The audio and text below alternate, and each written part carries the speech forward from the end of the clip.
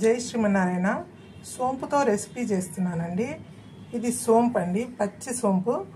ఈ సోంపుని ఒక రాత్రంతా ఇట్లా నీళ్ళల్లో నానబెట్టేశాను. 3 ఇలాచీలు నీళ్ళల్లో సోంపు వేసి నానబెట్టేశాను. రాత్రంతా నానిందండి.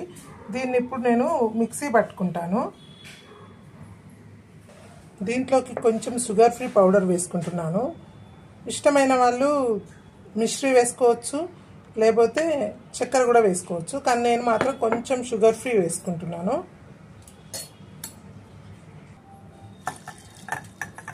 నీళ్ళతో పాటే వేసి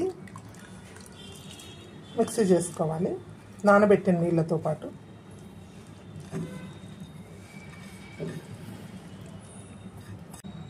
షుగర్ ఫ్రీ పౌడర్, దీన్ని మెత్తగా మిక్సీ పట్టుకుంటాను. మిక్సీ పట్టిన తర్వాత దీన్ని వడబోసుకోవాలి.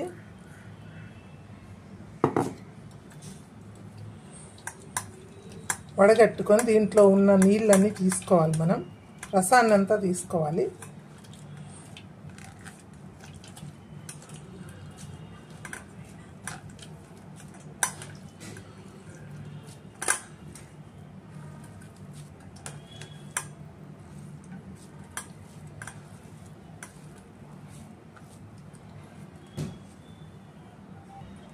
మిక్సీ పట్టి రసం తీసానండి. ఇదిగోండి, దీంట్లో ఎలాంటి కలర్స్ లేవు, అందుకే మంచి గ్రీన్లో ఉంది.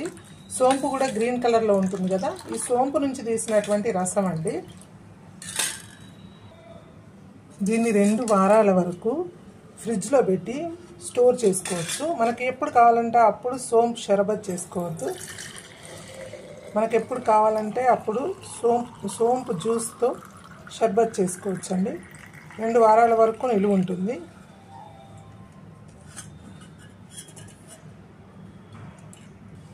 ఇప్పుడు షర్బత్ చేసుకుందాం మనం.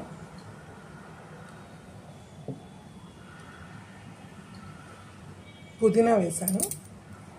మనం ఇప్పుడు తయారు చేసుకున్నటువంటి జ్యూస్ అండి, సోంపు జ్యూస్. ఇది వేసుకొని దీంట్లో సోంపు జ్యూస్ వేసుకొని తర్వాత కొన్ని నీళ్ళు పోసుకోవాలండి. పుదీనాతో గార్నిష్ చేసుకోవాలి.